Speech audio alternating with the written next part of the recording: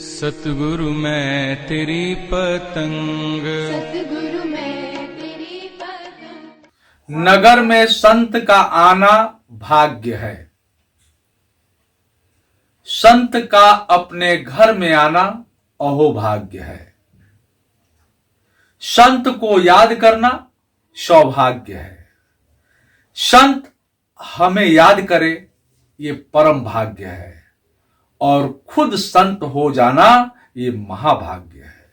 लेकिन इतना सब कुछ होते हुए भी हम न सुधरें, ये हमारा दुर्भाग्य है। स्वजनों, आदमी चार प्रकार के होते हैं: भाग्यशाली, सौभाग्यशाली, महाभाग्यशाली और दुर्भाग्यशाली। भाग्यशाली वह व्यक्ति होता है, वह इंसान होता है जिसके पास धन होता है, वह भाग्यशाली होता है। जिसके पास धन और स्वास्थ्य दोनों होता है, वह सौभाग्यशाली होता है। और जिसके पास धन, स्वास्थ्य और धर्म तीनों होता है, वह महाभाग्यशाली होता है। लेकिन जिनके पास इन तीनों में से कुछ भी नहीं होते हैं, वही दुर्भाग्यशाली होते हैं। स्वजनों, जो भाग्यशाली लोग होते हैं वो जीवन भर धन धन धन धन किए रहते हैं। सिर्फ उनको धन की आवश्यकता होती है, धन के अलावा किसी और चीज की आवश्यकता नहीं होती। पहले वह धन के पीछे शरीर को खराब करते हैं, और जब शरीर खराब हो जाता है तो फिर शरीर के पीछे धन को खराब करते हैं। सोचिए, धन है, स्वास्थ्य नहीं है, सिर्फ धन है। भाग्यशाली का मतलब क्या है? सिर्फ धन है, स्वास्थ्य नहीं है। बेचारा, उससे कहिए कि चलो आज थोड़ा सा कहीं संत सभा में चला जाए, कहीं सत्संग में चला जाए, कहीं यज्ञ हो रहा है वहां चला जाए। उसके पास, अरे हमारे पास इतना टाइम है कि मैं वहां जाऊं। उसके पास टाइम नहीं रहेगा। क्यों? कि उसके दिमाग में सिर्फ और सिर्फ धन घूमता है।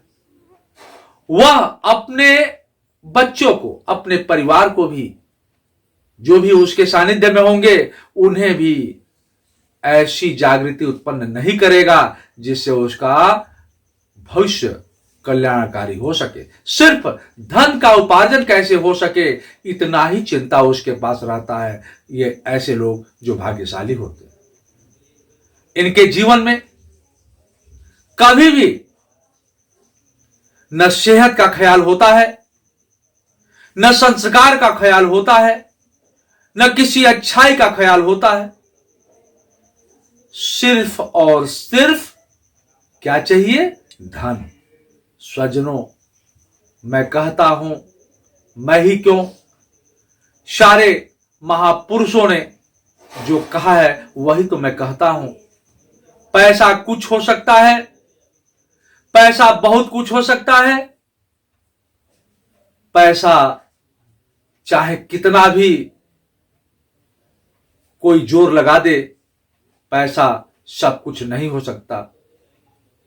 क्योंकि अगर पैसा सब कुछ होता तो जरा सोचिए ना, जैनों के 24 तीर्थंकर किसी न किसी राजा के पुत्र थे।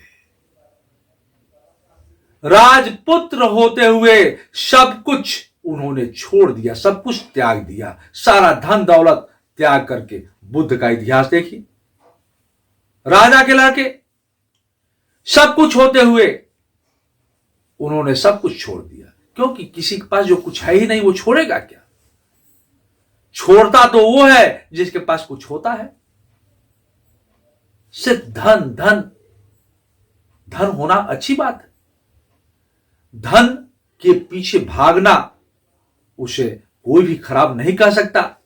मैं ये भी नहीं कहता, कुछ लोग तो ये भी कहते हैं पैसा हाथ का मैल है ये भी नहीं कहा जा सकता।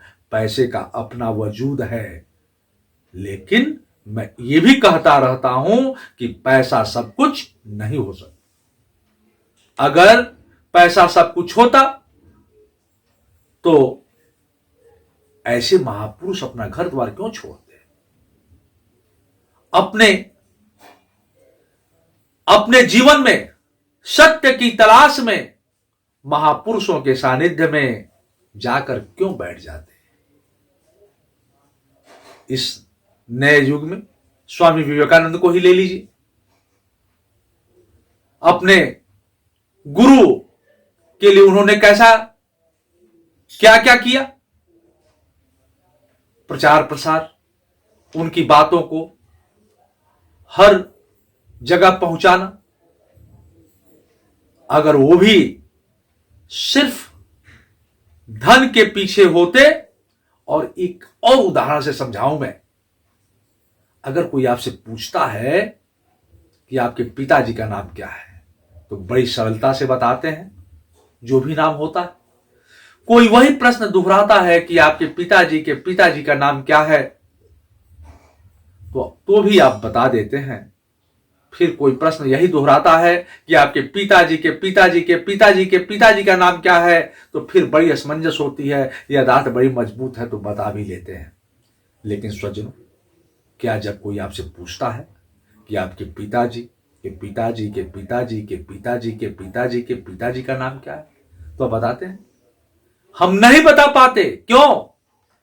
क्योंकि जिन्होंने सिर्फ अपने लिए जिया, अपने परिवार के लिए जिया, अपने परिवार के लिए धन का उपार्जन किया, अपने परिवार को खिलाया, उसके परिवार वाले भी उसे याद नहीं रख सके।